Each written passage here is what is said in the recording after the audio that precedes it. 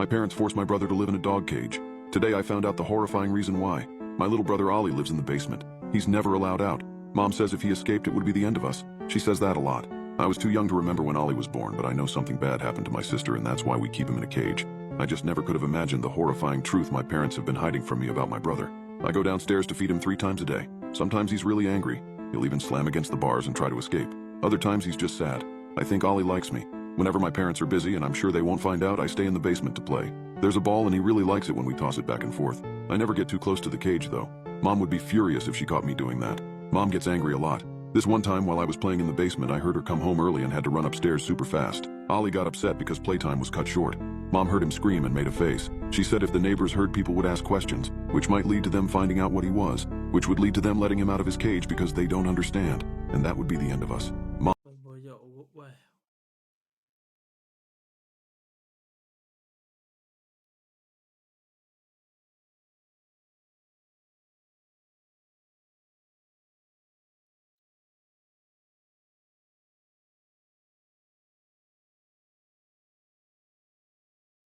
Mom gets scared sometimes too. I'm still kind of confused with the context. Like when the spirits come. When the spirits come, me, her, and Dad hold hands and light a candle and pray until it's safe. Even though I'm not supposed to look, sometimes I do. This one time I saw a shadow floating across the wall, except it was thicker than a shadow, and it got really, really close. Mom and Dad both said they could feel an overpowering hatred and smell death, but I couldn't. I just squeezed my eyelids and lied and said I felt it too. One time when Mom and Dad were away, I heard Ollie cry. He was really loud. Even though I'd already fed him, I went downstairs to check he was okay. When the lights flicked on, Ollie pushed himself against the bars. He was crying a lot, and his cheeks were all shiny and wet. I think he felt extra lonely that day, and since I didn't think he'd hurt me, I got close to the cage. I went slowly, shuffling my feet, holding one arm out. Ollie pushed his arm past the bars. He just wanted some company, I think, and I could understand why. There's times when I get sad and need a hug to feel better. All of a sudden, we were holding hands. He didn't attack or try to hurt me, so I used a broom to get the key off the wall and let him out of his cage. But then, as we ran around the room giggling and playing, I heard someone scream at the top of the stairs. It was Mom. She came down and threw Ollie back into his cage and locked it. Then she dragged me into the kitchen where we prayed quietly until Dad got home. After Mom explained what happened, Dad looked super angry and I was really scared. Dad said it brought him shame to have such a sinful daughter who disobeyed her parents' instructions. He said my sister succumbed to sin too, and that's why Ollie is such a monster, and why if they didn't hide him it would be the end of us. Then he said I had to be purged of evil spirits just like my sister, and then he started preparing for the ritual. On the second night of the ritual, my tummy and throat were sore from being so thirsty, but Dad wouldn't let me climb down from the altar to have a juice box. It was my fault for letting Ollie out of his cage to play. I started feeling really dizzy, like I was falling asleep, and the smell of blood was making me sick. But whenever I told Dad, he just prayed even harder. The only times Mom left was to go feed Ollie, who wouldn't stop crying. I think it was because he missed me. I didn't know how to purge myself from sin, so I just kept my head bowed and prayed along with Dad. Eventually, he climbed up onto the altar and said, "Do you repent?" I do. Truly? Yes. Swear never to disobey my orders again? I swear. Right as I said it, he looked at the ceiling. It made me confused until I heard something move around upstairs. I thought maybe Ollie escaped from his cage, but then Dad's face got super pale and I realized the spirits were back. He unhooked me, then pulled me off the altar and onto the floor in a circle with him and Mom. Then he lit a candle and said, "Pray harder than you've ever prayed before." I did. The sounds moved around. I heard things get knocked off the walls and floorboards groan. At one point, Mom started to cry and Dad got really mad. He grabbed her hair bun and screamed, "Just pray." The door suddenly swung open and this huge gust of wind blew against us. I almost tipped over. Mom's hand started trembling. I peeked open my right eye and saw she was crying. The candle was out too. My parents' breath started fogging up even though mine didn't. And then the shadow was there. I wasn't scared though. Mom's voice sounded like she had something stuck in her throat when she said, "I can feel evil. It's here. Shut up and keep praying." Dad replied, "It's so close, we should shut up and pray." We prayed for what felt like a super duper long time. And then the room settled. Dad got up to check the house. Mom cried into her hands until he came back and said there was work to be done. Mom gave me water and then made me sweep up glass. In the upstairs hallway, all the pictures of my parents were smashed. When Mom saw that, she closed her eyes really hard. After that, they made The psychedelic episode. I'm pretty sure the ritual is when they have psychedelic episodes. Because you see, he said he smelled blood.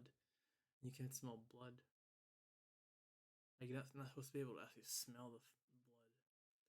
As well as him feeling tired, I guess you could say, during the ritual, and him getting a headache and kind of feeling dizzy. I think he also mentioned that, like, he wasn't afraid during the praying. I'm guessing the effects wore off for him because he would always, or the effects would wear off for him, but it would still be in effect for the parents. I guess because they would do it after he did. And that's when they'd be like, "Oh, I can feel like, oh, yes." made me feed Ollie, and he was very upset. I could understand why. We hadn't played together for a while. Over the next few I don't know what Ollie did, but man, it's crazy. days, the spirit came back a lot. I'd hear a noise in the corner of my room at night or see a shadow dance along the wall. I sometimes followed it around and even tried to talk to it.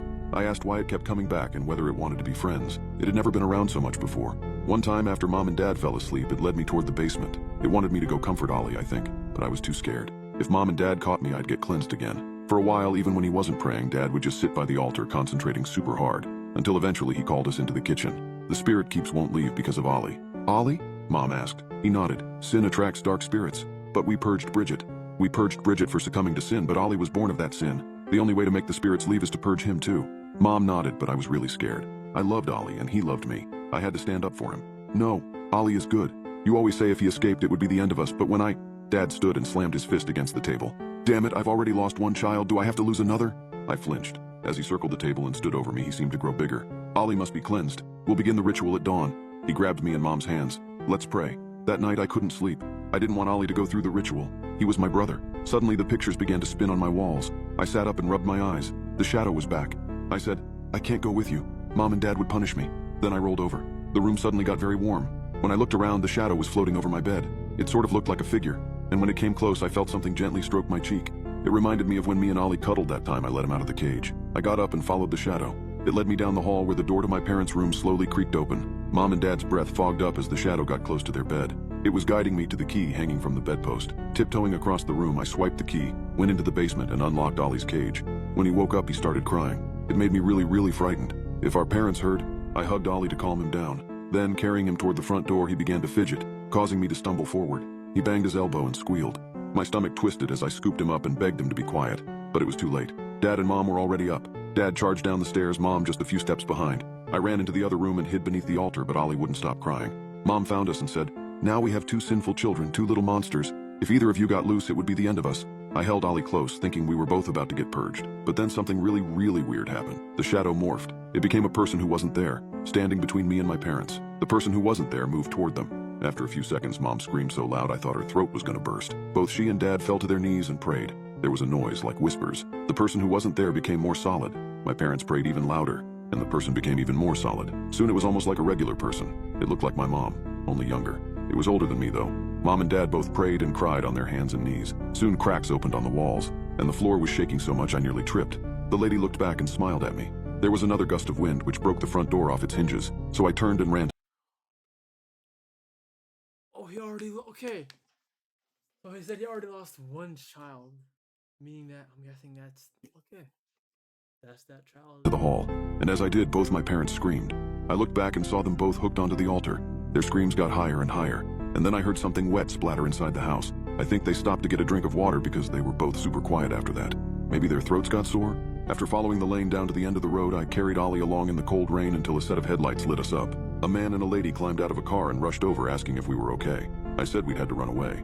Otherwise our parents would have made us undergo the ritual. The lady and the man looked at each other, then took us into their car and threw a warm blanket over us. The lady promised to take us somewhere safe. Then she gave us some food and a juice box. It made me sad to leave Mom and Dad behind, but I had to rescue Ollie. I gave him a cuddle to let him know everything was okay, and then cuddled me back before falling asleep nested between my arms.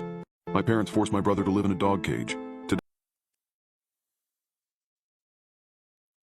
I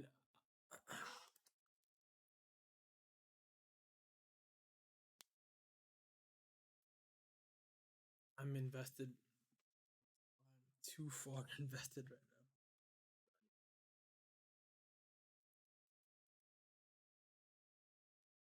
now. 10:15.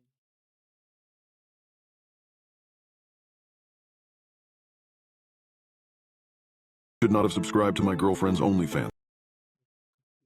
I should not have subscribed to my girlfriend's OnlyFans. I work at a gay conversion camp. My parents forced my brother to live in a dog cage. I work at a gay conversion camp. I'm an 8th grade teacher. There's no part 2? Wait, what? That is tough.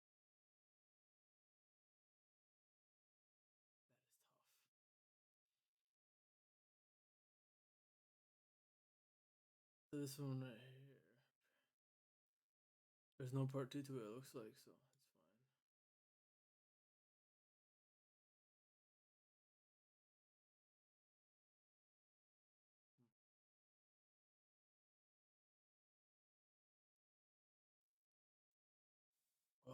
It is what it is. Let's go to My the next video.